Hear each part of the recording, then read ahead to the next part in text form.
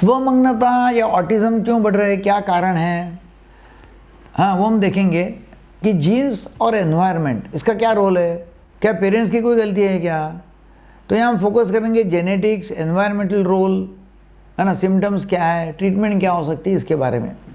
कुछ औरतें हमारे पास में आती है कि डॉक्टर प्रेगनेंसी में मैंने मोबाइल ज़्यादा यूज़ किया था इसलिए ऑटिज़म हो गया है क्या, इसको वैक्सीनेशन कर दिया था, अलग अलग वैक्सीन दिए थे, इसकी वजह से तो नहीं हुआ ऑटिज़म। ऐसे भी सवाल रोज़ हमारे यहाँ क्लिनिक में किए जाते हैं। तो आइए मिथ्स जो है, गलतफहमियाँ, उसको छोड़कर साइंस को देखते हैं। नमस्कार, मैं doctor Deepak Kedkar, psychiatrist, sexologist, hypnotherapist, child psychiatrist, पिछले 44 साल से अकोला महाराष्ट्र में प्रैक्टिस कर रहा हूँ। और रोज़ हम बच्चे हमारे यहाँ आते हुए देखते हैं और उनको हम ट्रीटमेंट करते रहते हैं ऑटिज़म के बारे में।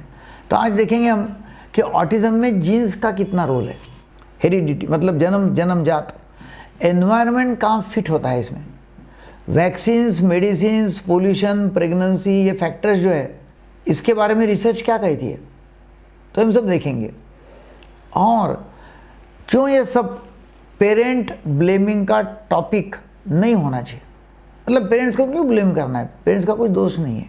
ऑटिज़म में कॉमनली क्या दिखता है, सोशल इंटरेक्शन में डिफ़िकल्टी, बातचीत नहीं करता है, आई कांटेक्ट, आंखों से आंख नहीं मिलाता है या कम होता है, स्पीच डिले या अलग अलग तरह का बोलना है, फिर रिपीटेटिव बिहेवियर, बार बार वही क्रिया करेगा, फिक्स इंटरेस्ट मतलब एक आध इसमें रुचि है तो बस वही पकड़ के बैठेगा, बाकी हिलेगा नहीं वहाँ से, वही करेगा।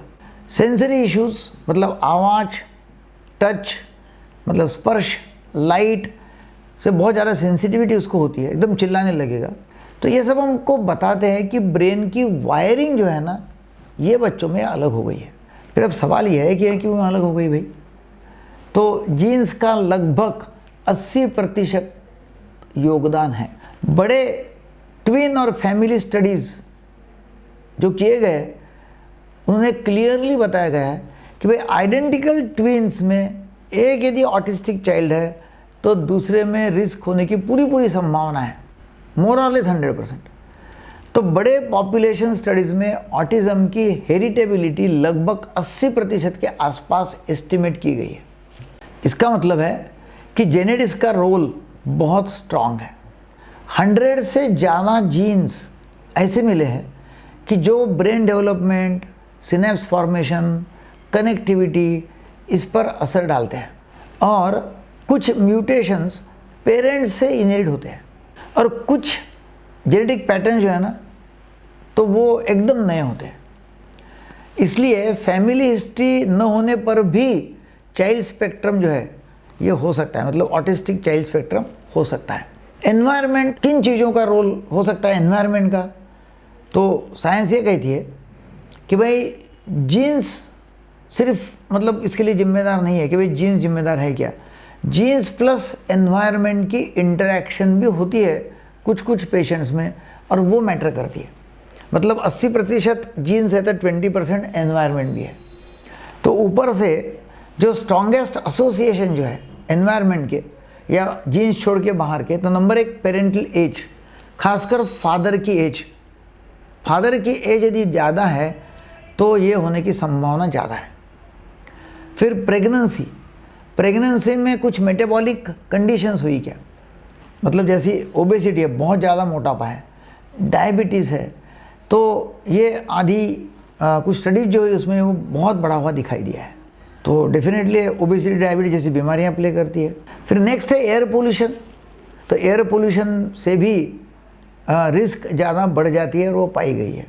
फिर इंडस्ट्रियल पेस्टिसाइड्स, उसका एक्सपोजर यदि होता है तो, और कुछ हेवी मेटल्स उसके साथ साथ, तो उससे भी ये ऑटिस्टिक स्पेक्ट्रम डिसऑर्डर जो है वो होने के चांसेस बढ़ जाते हैं। तो ये एसोसिएशन दिखाई दिए है कि भाई एसोसिएशन है ये, और ये इम्पॉर्टेंट माने गए हैं। तो एसोसिएशंस है, ये होते हैं, मगर सिंपल एसोसिएशन नहीं है, ये कोई तो भी कॉम्प्लिकेटेड एसोसिएशन हो चुके हैं। सोशल फैक्टर्स है, न्यूट्रिशन है, हेल्थ सर्विसेज, सब मिला जुला इफेक्ट है। हेल्थ का, न्यूट्रिशन का, social factors, infections, parent condition, age, ये सब उसमें शामिल है। तो वैक्सीन्स और कॉमन मेडिसिन्स इससे होता है क्या, क्या सच है ये? तो वैक्सीन्स और ऑटिज़म के बीच लिंक कई बड़े स्टडीज़ ने बार बार नकारा है, मतलब उसके कोई लिंक है नहीं। वैक्सीन्स और ऑटिज़म कोई लिंक नहीं है। ग्लोबल एक्सपर्ट कंसेंसस जो है उसमें वैक्सीन बताया गया है कि वैक्सीन ऑटिज़म का कारण नहीं है। कुछ दवाइयाँ जैसे वैल्प्रोएट प्रेगनेंसी में लेने से रिस्क बढ़ता है, तो इसलिए वैल्प्रोएट टालना चाहिए। और मैं अक्सर वैल्प्रोएट काट देता हूँ यदि प्रेग्नेंट होने के चांसेस है या प्रेगनेंसी हुई है तो इसलिए डॉक्टर्स यूजुअली वैल्प्रोएट को अवॉइड करते हैं।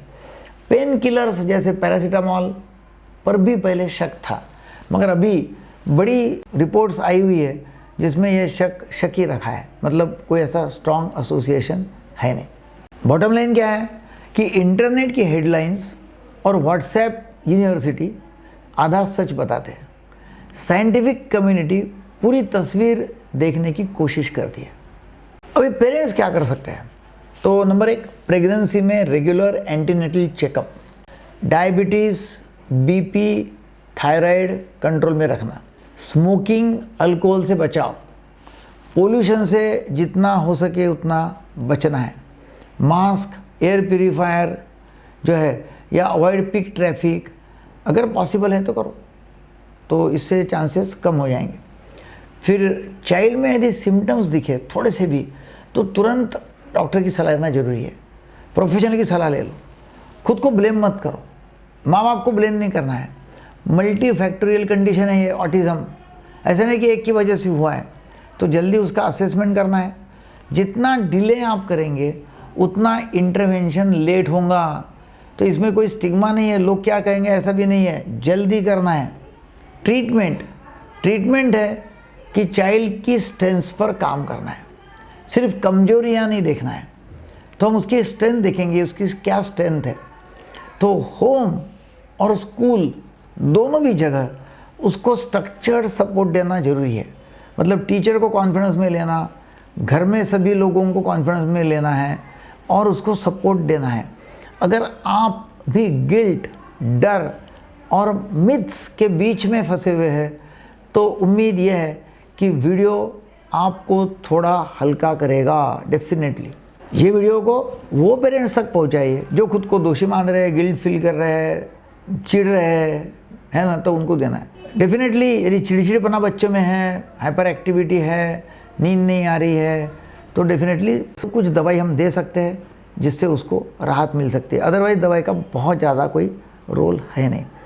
तो genes plus environment is equal to complex story of autism. तो ये लिखना है कमेंट में आपने। Parents is equal to not guilty, साथी है, सपोर्ट देना है पेरेंट्स ने, तो ये करेंगे। डेफिनेटली आपने करना क्या है, लोगों को शेयर करो, एटलीस्ट 3 पेरेंट्स 3 टीचर्स को ये भेजो, ताकि लोगों की इसमें एजुकेशन हो जाएगी और जल्दी ट्रीटमेंट होकर हमारे कल के आदर्श नागरिक तैयार हो सकते हैं। Thank you.